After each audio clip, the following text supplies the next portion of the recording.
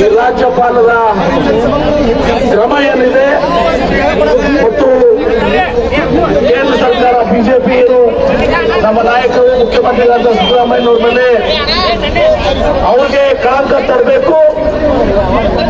ರಾಜ್ಯ ಸರ್ಕಾರ ಏನು 136 ಸೀಟ್ಗಳು ಪಡೆದುಕೊಂಡು ನಾವು ಅಧಿಕಾರಕ್ಕೆ ಬಂದಿದ್ದೀವಿ. ಈ ಸರ್ಕಾರವನ್ನು ಅಸ್ಥಿರಗೊಳಿಸಬೇಕು ಅಂತೇಳಿ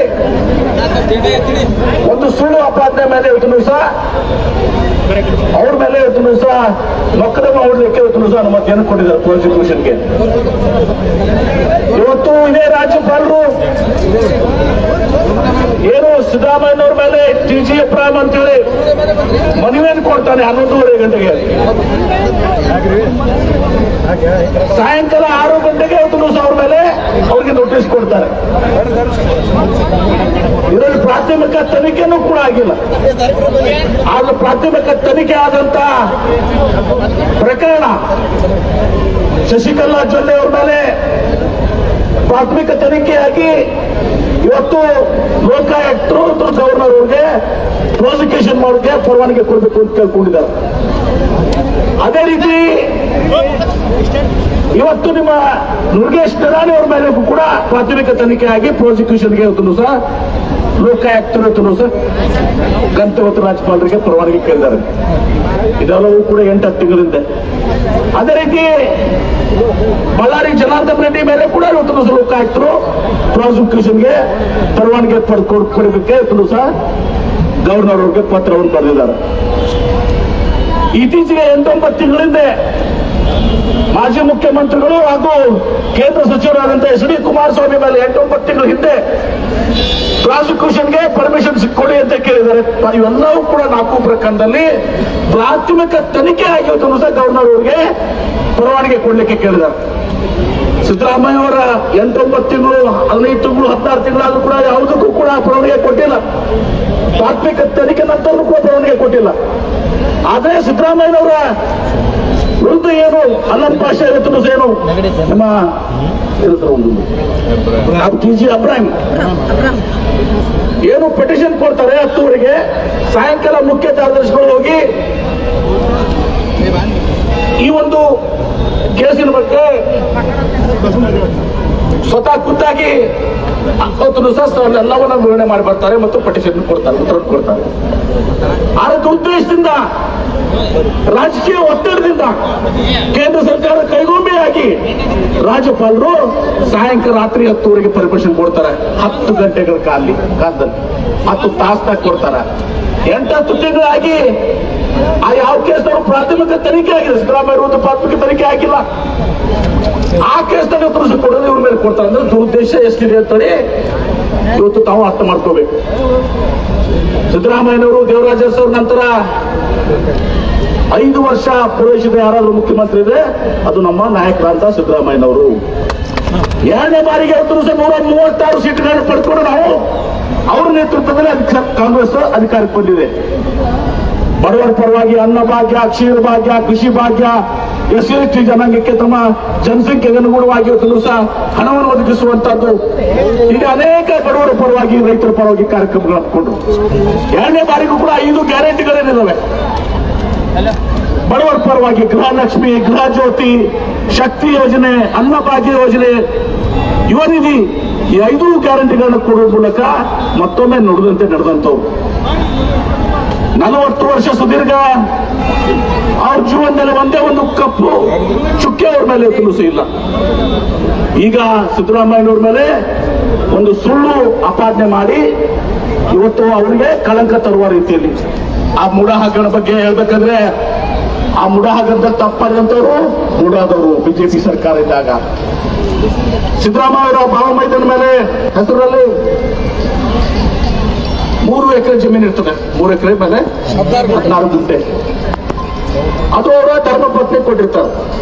ಒಬ್ಬ ಸಹೋದರ ತನ್ನ ಸಹೋದರಿಗೆ ಕೊಟ್ಟಿರ್ತಾನೆ. ಈ ಮುಡಾದವರು ಅದನ್ನ ಭೂಸ್ವಾಧೀನ ಮಾಡಿಕೊಂಡಿರಂಗಿಲ್ಲ. ಭೂಸ್ವಾಧೀನ ಮಾಡಿಕೊಳ್ಳದೆ ಅವತ್ತು ಸಹ ಆ ಭೂಮಿಯನ್ನ ಇವರು ಅತಿಕ್ರಮಣ ಮಾಡಿ ಅಭಿವೃದ್ಧಿ ಪಡಿಸಿ ಲೇಔಟ್ ಮಾಡಿ ಮಾರಿರ್ತಾರೆ. ನಮ್ಮ ಭೂಮಿ ಹಿಂಗಾಗಿದೆ, ನಮ್ಮ ಭೂಮಿಯನ್ನ ನೀವು ವಾಪಸ್ ಕೊಡಿ ಅಂತ ಕೇಳ್ತಾರೆ. ವಾಪಸ್ ಕೊಡ್ಲಿಕ್ಕೆ ಆಗುದಿಲ್ಲ. ಮೂಡಾದಲ್ಲಿ ನಿರ್ಣಯ ಆಗ್ತದೆ. ಮೂಡ ಬಿಜೆಪಿ ಅಧ್ಯಕ್ಷ ಇರ್ತಾರೆ, ಮೂಡ ಅಧ್ಯಕ್ಷ. ಆ ಬಿಜೆಪಿ ಅಧ್ಯಕ್ಷ ಇದ್ದಾಗ ಅಲ್ಲಿ ಶಾಸಕರು ಜಿ ಟಿ ದೇವೇಗೌಡ ಜನತಾದಳದವರು, ಸರಾ ಮಹೇಶ್ ತುಳಸ ಜನತಾದಳದವರು, ನಿಮ್ಮ ರಾಮದಾಸ್ ಬಿಜೆಪಿಯವರು, ಇವರೆಲ್ಲರೂ ಕೂಡ ಮೂಡದಲ್ಲಿ ಒಪ್ಕೊಳ್ತಾರೆ ತಪ್ಪಾಗಿದೆ, ನಮ್ಮಿಂದ ಮೂಡಾದಿಂದ ತಪ್ಪಾಗಿದೆ, ಅವ್ರ ಭೂಮಿಯನ್ನ ಭೂಸ್ವಾಧೀನ ಪಡಿಸ್ಕೊಂಡು ನಾವು ಆಮೇಲೆ ಅವ್ರಿಗೆ ಪರಿಹಾರ ಕೊಟ್ಟು ನಾವು ಮಾಡಬೇಕಾಗಿತ್ತು. ಆದ್ರೂ ನಾವು ಅದು ಯಾವುದೇ ಮಾಡದೆ ಒಂದು ಘೋರವಾದಂತ ತಪ್ಪನ್ನು ಎಸಗಿದ್ದೀವಿ. ಆ ಭೂಮಿಯನ್ನ ನಾವು ತಗೊಂಡು ತಪ್ಪು ಇವತ್ತೊಂದು ಅಭಿವೃದ್ಧಿಪಡಿಸಿ ಮಾರಾಟ ಮಾಡಿದ್ದೀವಿ. ಹೀಗಾಗಿ ಕಾನೂನು ಹೇಳ್ತಾರೆ ಕೂಡ ನಿರ್ಣಯ ಆಗ್ತದೆ. ಎಲ್ಲರೂ ಇವತ್ತು ವಿಜಯಪುರದಲ್ಲಿ ಕೂಡ ಯಾರಿಗೆ ಭೂಸ್ವಾಧೀನ ಮಾಡಿದ್ರೆ 50-50, 60-40 ಇರ್ತದೆ. ಆ ಮಾಡಿದ ತಪ್ಪಿಗಾಗಿ ಅವರು ಸಿದ್ದರಾಮಯ್ಯನವ್ರಿಗೆ 50% ಸಹ ಅಭಿವೃದ್ಧಿಪಡಿಸಿದ ಸೈಟ್ ನಲ್ಲಿ ದ್ವೇಷದಲ್ಲಿ ಕೊಡ್ಲಿಕ್ಕೆ ಹೋಗ್ತಾರೆ. ಸಿದ್ದರಾಮಯ್ಯನವ್ರಿಗೆ ಕೇಳಿದ್ರಲ್ಲ, ಇಂತಲೇ ಕೊಡುವಂತನೂ ಕೂಡ ಅವ್ರು ಕೇಳಿರಂಗಿಲ್ಲ. ಆದ್ರೆ ಅದನ್ನ ಇಟ್ಕೊಂಡು ಇವತ್ತು ಸಹ ಏನೋ ಅದರಲ್ಲಿ ಹುರುಳಿಲ್ಲ. ಆ ಹುರುಳಿಲ್ಲಾರ್ದು ತಪ್ಪು ಮಾಡಿದವ್ರು ಯಾರು? ಸಿದ್ದರಾಮಯ್ಯನವ್ರು ಯಾರಿಗೂ ಕೇಳಿಲ್ಲ, ಒಂದು ಪತ್ರ ಬರ್ದಿಲ್ಲ, ಇಂತಲ್ಲಿ ನಮ್ಮ ನಿವೇಶನ ಕೊಡೋದು ಕೇಳಿಲ್ಲ. ಅದ್ರ ಮೇಲೆ ಇವತ್ತು ಸಹ ಇವತ್ತೊಂದು ಪ್ರಕರಣವನ್ನ ಸೃಷ್ಟಿ ಮಾಡಲಿಕ್ಕೆ ಹೊರಟಿದ್ದಾರೆ. ಸಿದ್ದರಾಮಯ್ಯನವ್ರಿಗೆ ಕಪ್ಪು ಚುಕ್ಕಿ ತರಬೇಕು, ಕಳಂಕ ತರಬೇಕು, ಈ ಸರ್ಕಾರ ಏನಿದೆ ಆ ಸರ್ಕಾರವನ್ನ ಅಸ್ಥಿರಗೊಳಿಸಬೇಕು. ಇದು ಯಾವ ಕಾಲಕ್ಕೂ ಕೂಡ ಆಗೋದಿಲ್ಲ. ನಾವು ಕಾನೂನು ಹೋರಾಟವನ್ನು ಮಾಡ್ತೇವೆ, ಅದೇ ರೀತಿ ನಾವು ರಾಜಕೀಯ ಹೋರಾಟವನ್ನು ಮಾಡಿ ಮನೆ ಮನೆಗೆ ಜನರ ಬಳಿಗೆ ಹೋಗಿ ಇವತ್ತು ಸಹ ಈ ಬಿಜೆಪಿಗೆ ಈ ಷಡ್ಯಂತ್ರ ವಿರುದ್ಧ ನಾವು ಹೋರಾಟ ಮಾಡಲಿಕ್ಕೆ ನಿರ್ಧಾರವನ್ನು ಮಾಡಿದ್ದೀವಿ. ಆ ದಿಶೆಯಲ್ಲಿ ಇವತ್ತು ನಾನಾಗ್ಲಿ, ನಮ್ಮ ಶಾಸಕರಾದಂಥ ಯಶವಂತರಾಯಗೌಡ ಪಾಟೀಲ್ರು, ನಮ್ಮ ಅಶೋಕ್ ಮನ್ಗೂಳವರು, ಸುನೀಲ್ಗೌಡ ಪಾಟೀಲ್ರು, ರಾಜು ಆಳ್ಗೂರವರು, ಹಮೀದ್ ಮುಷ್ರೀಫ್ ಅವರು, ಜಿಲ್ಲಾ ಕಾಂಗ್ರೆಸ್ ಸಮಿತಿ ಅಧ್ಯಕ್ಷರಾದಂಥ ನಮ್ಮ ಮಲ್ಲಿಕಾರ್ಜುನ್ ನೋಡಿಯವರು, ಮಕ್ಬೂಲ್ ಬಾಗ್ವಾನ್ ಅವರು, ಕಾಂತಾ ನಾಯಕ್ ಅವರಿಗೆ ಅವರಿವರಲ್ಲದೆ ಎಲ್ಲರೂ ಮುಖಂಡರು ದಿವಸ ಮೂಲಕ ಅಸಂಖ್ಯಾತರ ಕಾರ್ಯಕರ್ತರ ಮೂಲಕ ಇವತ್ತು ನಾವು ಹೋಗಿ ಜಿಲ್ಲಾಧಿಕಾರಿಗಳ ಭೇಟಿಯಾಗಿ ಇವತ್ತು ರಾಷ್ಟ್ರಪತಿಗಳಿಗೆ ಇವರು ಏನು ಗವರ್ನರ್ ಮಾಡಿದಂತ ಕ್ರಮ ಏನಿದೆ ಇದು ಕಾನೂನು ಬಾಹಿರ, ಪ್ರಜಾಪ್ರಭುತ್ವದ ವಿರುದ್ಧ ಸೇಡಿನ ರಾಜಕೀಯ, ಇವರು ಕೇಂದ್ರ ಸರ್ಕಾರದ ಕೈಗೊಂಬೆಯಾಗಿ ಇವತ್ತು ಸಹ ವರ್ತಿಸ್ತಾ ಇದ್ದಾರೆ ಅನ್ನೋ ಮಾತನ್ನ ಹೇಳಿಕೆ ನಾವು ಇವತ್ತು ಜಿಲ್ಲಾಧಿಕಾರಿಗಳಿಗೆ ನಾವು ಮನವಿಯನ್ನ ಕೊಡ್ಲಿಕ್ಕೆ ಹೋಗ್ತಾ ಇದೀವಿ. ಮುಂದೆ ಇದು ಜಿಲ್ಲಾ ನಂತರ ಪ್ರತಿಯೊಂದು ತಾಲೂಕಿನಲ್ಲಿ, ಮತಕ್ಷೇತ್ರದಲ್ಲಿ, ಹಳ್ಳಿಗೂ ಕೂಡ ನಮ್ಮ ಹೋರಾಟ ಮುಂದುವರ್ತದೆ. ಈ ಒಂದು ಕ್ರಮ ಏನಿದೆ ಬಿಜೆಪಿಯವರು ನಮ್ಮನ್ನ ಅಸ್ಥಿರಗೊಳಿಸಲಿಕ್ಕೆ ಪ್ರಯತ್ನ ಮಾಡಬಹುದು. ಆದ್ರೆ ಬಿಜೆಪಿಯವರಂತ ಮೂರ್ಖರು ಯಾರೂ ಇಲ್ಲ.